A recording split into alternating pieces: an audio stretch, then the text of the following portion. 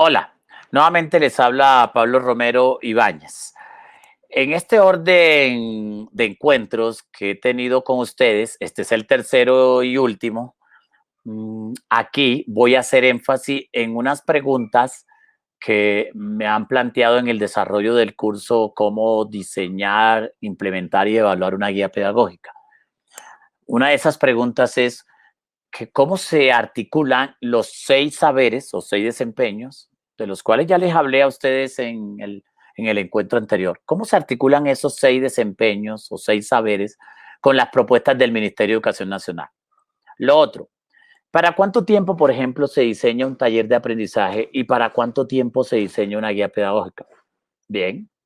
Por ejemplo, lo visto en el curso, son personas que han hecho el curso de guías pedagógicas conmigo, me preguntan que si lo visto durante todo el curso se puede aplicar en otros contextos, en otros países. También me preguntan, por ejemplo, que si ellos vuelven ahora a la alternancia o a la presencialidad a partir de enero, febrero, este enfoque de guías se sigue siendo útil o por el contrario, esto es solo para virtualidad. Y otra pregunta que hacen es cómo evaluar o cómo administrar la guía pedagógica que hemos estudiado. Bien, estas preguntas me parecen muy importantes. Comencemos, por ejemplo, con la primera, cómo articular estos 6 saberes o 6 desempeños con las propuestas del Ministerio de Educación Nacional. Bien, si bien yo he sido muy crítico con algunos planteamientos del Ministerio de Educación Nacional, también soy de los que elogio, y vaya que cuando elogio desbordadamente, elogio algunos documentos del Ministerio de Educación Nacional. Un documento que les recomiendo, que me parece bellísimo, es el documento 11 del Ministerio de Educación Nacional, que es como el documento de fundamentación pedagógica para actualizar el sistema institucional de evaluación. Excelente documento. Otro documento que me gusta es la guía 6, la que se elaboró sobre competencia ciudadana. También me gusta mucho la guía de los manuales de convivencia, que es la guía 49. Las guías y los documentos de educación inicial me encantan. Estoy refiriéndome al documento 20, 21, 22, 23, 24, a la guía 20, 21, 22, 23, 24, 20, perdón, las guías 50, 51, 52, 53, 54. Bellísimas. Y el documento 20, 21, 22, 23, 24. Vale la pena consultar esos documentos del Ministerio de Educación Nacional. Hay un documento hermosísimo que es el manual de evaluación por desempeño para los estudiantes. Excelente documento. Y lo que plantea el Ministerio de Educación Nacional sobre evaluación formativa. Pienso que son documentos muy acertados. Sin embargo, los DBA, Derechos Básicos del Aprendizaje, sí es necesario que empiecen a evolucionar. Ya es hora que se visibilice una evolución en este discurso. O sea, yo sueño con ver en unos DA para mi país en el que el pensar, el innovar y el sentir la vida estén explícito y no que me vengan con el cuento que eso va ahí implícito. Vean, 33 años dedicados a la investigación de este asunto me han convertido en una autoridad en el sentido de que a mí el dedito en la boca no me lo meten. Ese cuento de lo implícito para mí no existe. En el ámbito educativo, lo que no está explícito sencillamente no existe. No, que en el saber conocer y en el saber hacer ahí va el pensar, va el innovar, el transformar la realidad. Eso no es cierto. No es cierto porque en numerosas investigaciones que he desarrollado con mi equipo de investigadores he podido demostrar en más de 1000 instrumentos de planeación de clase de Colombia y de América Latina que los que le apuntan al discurso limitado del saber conocer y saber hacer tienden a quedar en estructuras pasivas y adormecidas como identifica, reconoce, lee, escribe, atiende, observa, percibe, reconoce, conoce, ¿verdad? Determina, distingue, comprende, aprende, desarrolla, compara y eh, de hablar, pare de exponer y de planear. Es decir, brilla por su ausencia, duda, ¿verdad? Confronta, profundiza, curiosea, analiza, compara, cuestiona, evidencia, refuta, brilla por su ausencia, propone, idea, innova, transforma, contextualiza, y brilla por su ausencia asuntos tan claves como, por ejemplo, estos, valora, estima, dialoga, perdona, se solidariza, pide perdón, tolera, se arrepiente, por ejemplo, siente, se emociona, se excita, se apasiona por la vida, curiosea. Esos son habilidades del pensamiento que no pueden estar implícitas, por favor. Necesitamos que sean explícitas. Entonces, ¿cómo se articulan los 6 saberes o desempeños con la propuesta del Ministerio de Educación Nacional? Pues que con esta propuesta de guía pedagógica no se niegan los avances del Ministerio de Educación Nacional, sino que se construye sobre lo construido. Ya hay una construcción de unos DBA, de unos derechos básicos de aprendizaje, que ahora necesitan evolucionar. A pesar de que hay una nueva versión, sigue siendo limitada. Necesitamos que vaya más allá, que deje evidente. Un derecho básico del aprendizaje es pensar, es proponer, idear. Uno viene a este mundo a proponer, uno no viene a este mundo a repetir lo que otros dicen. Ya es hora que en toda la nación, en toda Colombia nos convenzamos de eso. Entonces, en ese orden de idea, ok, tenemos que hay unos 6 desempeños que hay que respetar y valorar. Es el saber conocer, saber hacer, saber pensar, ¿verdad? Saber innovar, saber ser y saber sentir. Son 6 desempeños esenciales. A veces permito que algunos colegas que se han inscrito a mi curso de guía pedagógica unan el ser y el sentir porque quieren solo tener 5 desempeños. Pero si me lo preguntas tomándonos un café en la intimidad, te recomiendo definitivamente que le apuntes a todo lo relacionado con el hacer explícito el ser y el sentir, ¿vale? Ok. Bueno, ¿qué sucede con esto del saber conocer? Hay unas habilidades del pensamiento que jamás pueden faltar en el saber conocer y tiene que ver con observar, percibir, atender. En alguna ocasión María Montessori decía que una clave del aprendizaje es la atención y asegurar en el ambiente de clase la capacidad para atender, ¿verdad? Ok, entonces, la escucha, el identificar, el reconocer, son habilidades del pensamiento del saber conocer. Por ejemplo, trabajarle a un estudiante la capacidad de informar e informarse, de determinar, de distinguir, por ejemplo, de apropiarse de un saber determinado, de enumerar, detallar, registrar, ¿verdad? Diferenciar, discriminar, memorizar, comprender, o también en su sinónimo, entender, captar, interpretar, seguir instrucciones, acatar, percatarse. Esos son habilidades del pensamiento que están presentes en el qué, en el saber conocer. En cambio, en el saber hacer, ¿verdad? Lo llevamos a una puesta en escena responsable, honesta, liberada de todo tipo de corrupción y de mala intención. Es decir, es un saber hacer idóneo. Entonces, quien sabe hacer, sabe seguir instrucciones y las aplica. Entonces, algunas habilidades del pensamiento que hay que considerar en el saber hacer tienen que ver con el hacer, estudiar, repasar, examinar, revisar, practicar, buscar, tantear, dibujar, pintar, leer, escribir, esculpir, modelar, englobar, exponer, ejecutar, ilustrar, trazar, evaluar, desarrollar, aplicar, implementar, construir, por ejemplo, instalar, registrar, delinear, reteñir, calcar, copiar. Mira la cantidad de habilidades del pensamiento que hay solo en el saber hacer.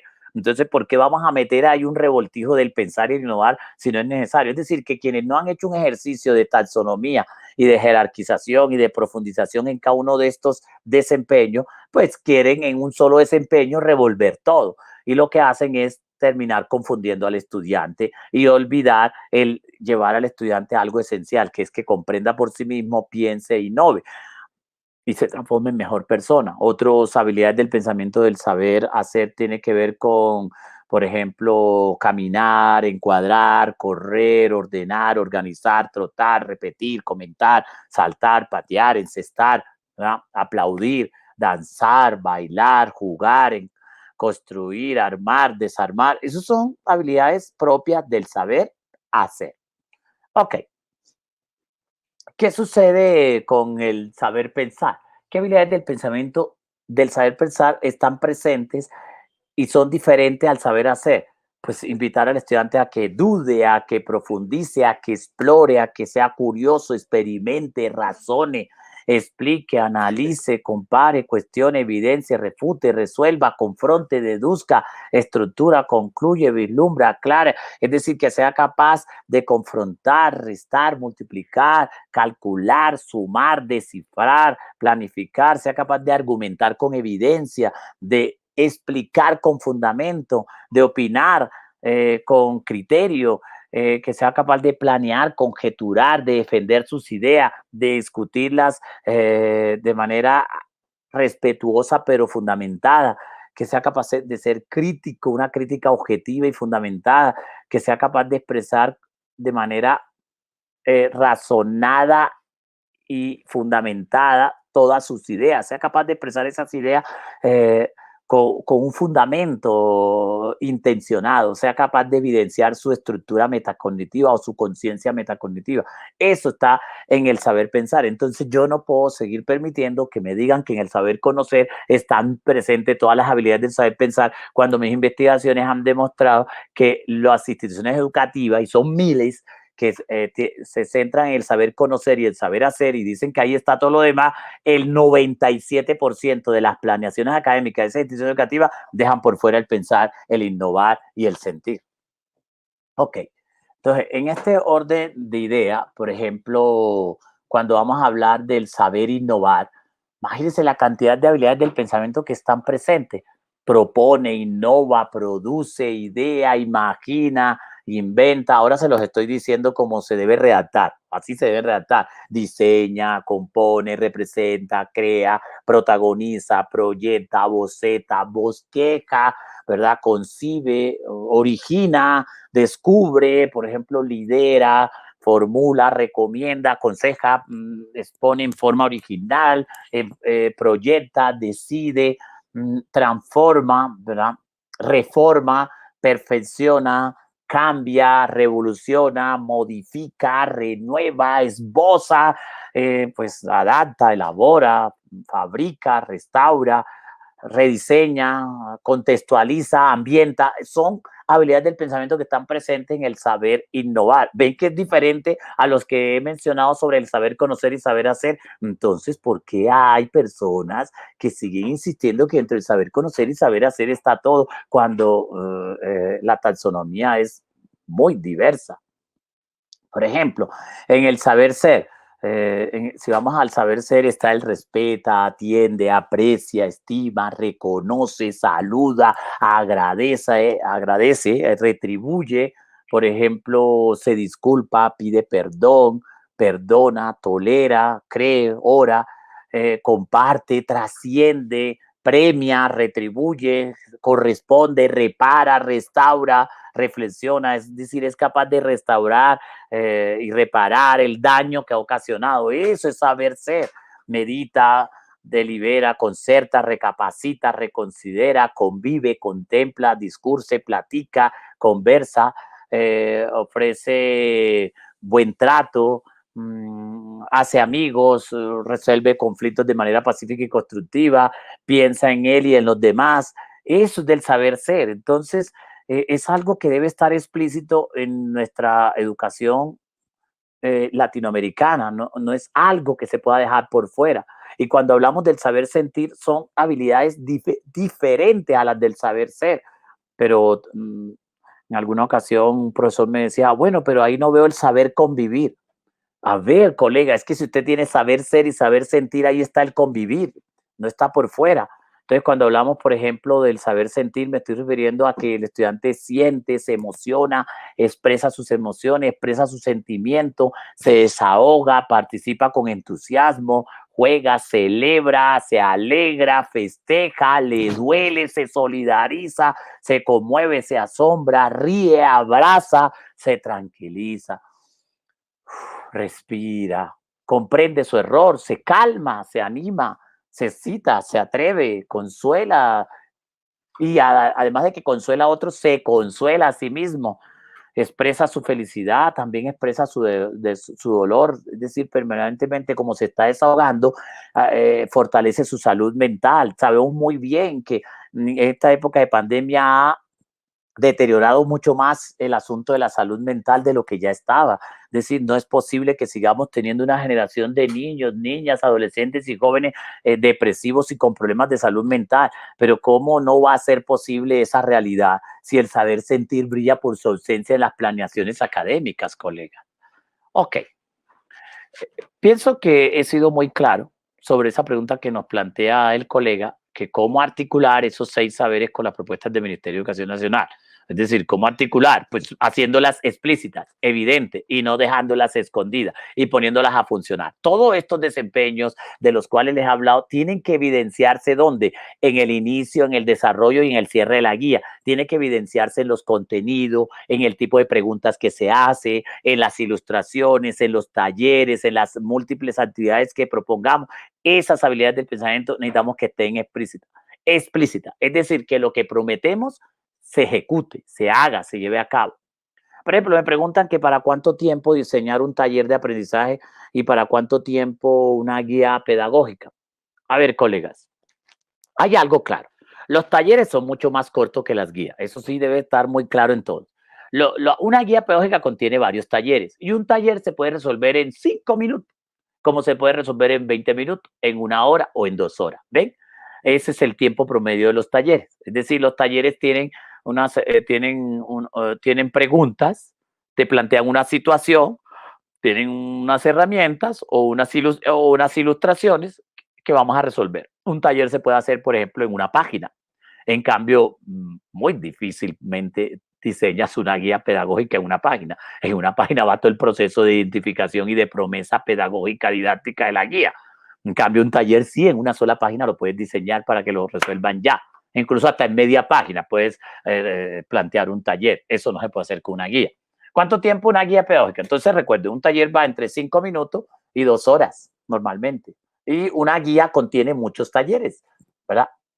En cambio, una guía pedagógica se diseña mínimo para una semana de trabajo, para 15 días, para un mes, para un periodo, para un semestre, dependiendo del tiempo que tú quieras desarrollar esa guía. Es decir, es una guía que trae todo un proceso complejo de seguimiento. Pero alguien me pregunta, ¿cuál sería lo ideal? Lo ideal sería que las guías se muevan para una semana, 15 días, máximo un mes, no hacerlas tan extensas porque lo que terminaría haciendo es un texto escolar.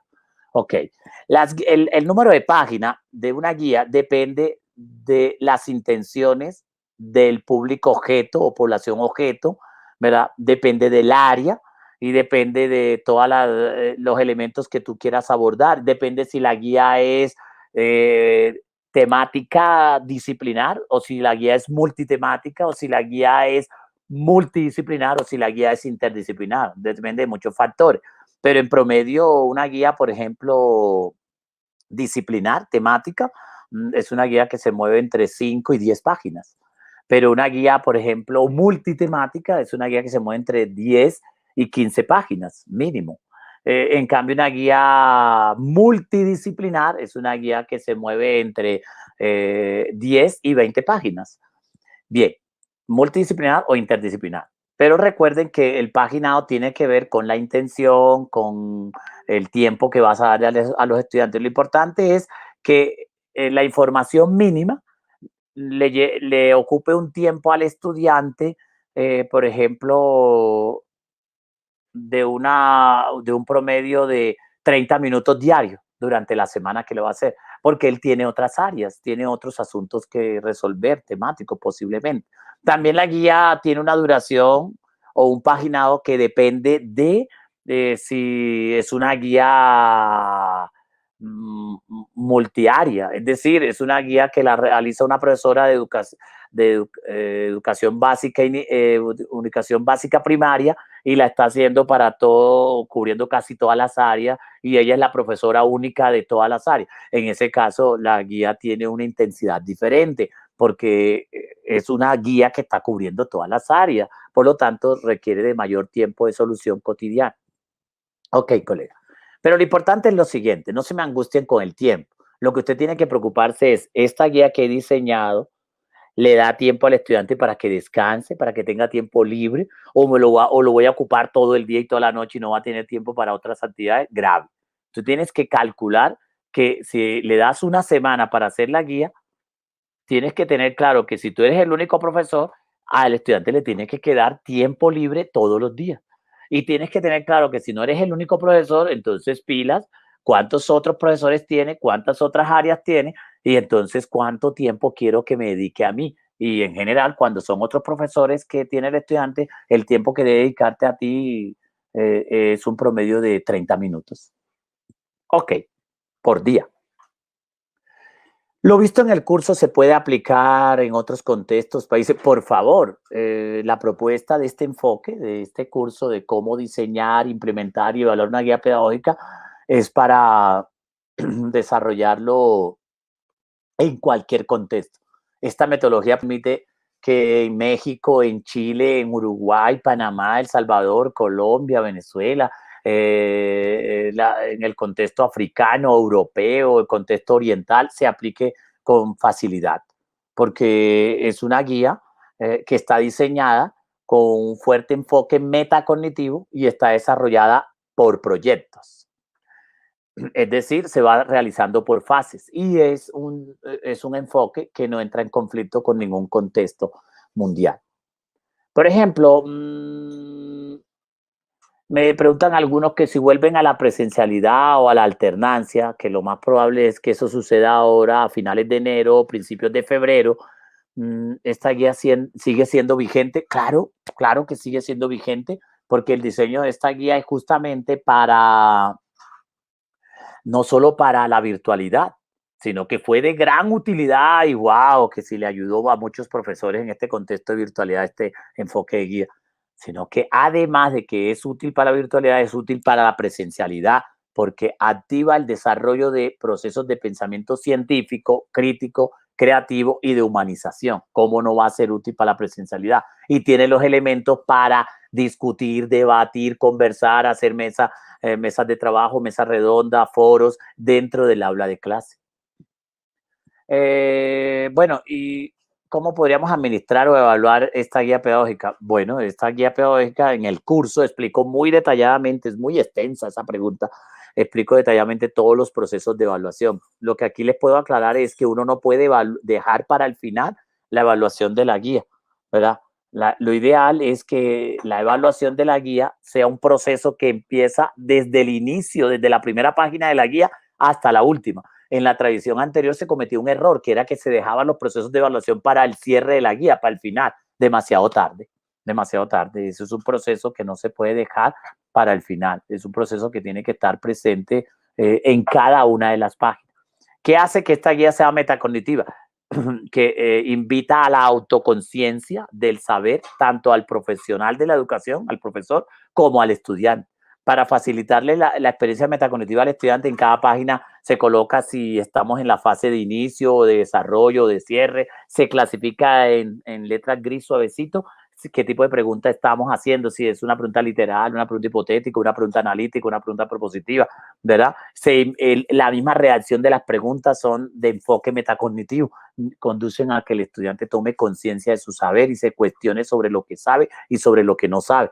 Entonces, esto hace que sea un enfoque novedoso, muy diferente a la tradición, a lo que se ha venido desarrollando en América Latina.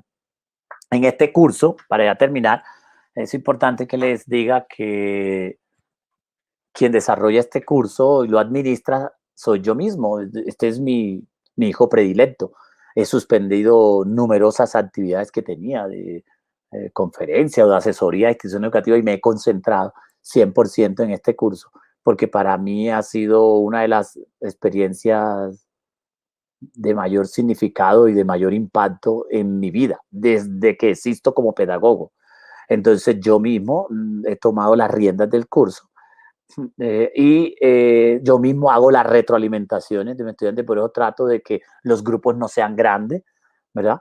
Ya vamos a terminar con un grupo y todas las evaluaciones y autoevaluaciones son 100%, el 100% de evaluaciones es que la gente queda emocionada, queda agradecida. Tenemos expresiones como esta: wow, tengo 2 maestrías y un doctorado. Este curso me enseñó lo que ninguna maestría, ni pregrado, ni doctorado me había enseñado, porque la gente observa que aprende elementos que debieron enseñarles en sus facultades de educación.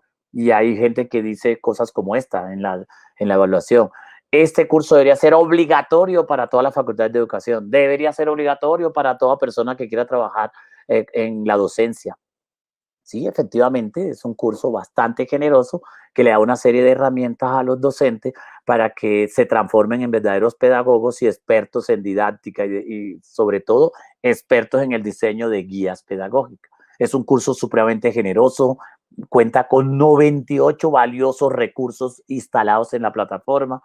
Es un curso que, además de que da su certificación, al final te obsequia 50 guías pedagógicas modelo desde el preescolar hasta el ámbito universitario, en todos los niveles y en las diversas temáticas. Es decir, es el único curso a nivel mundial que obsequia todos estos elementos que les estoy dando.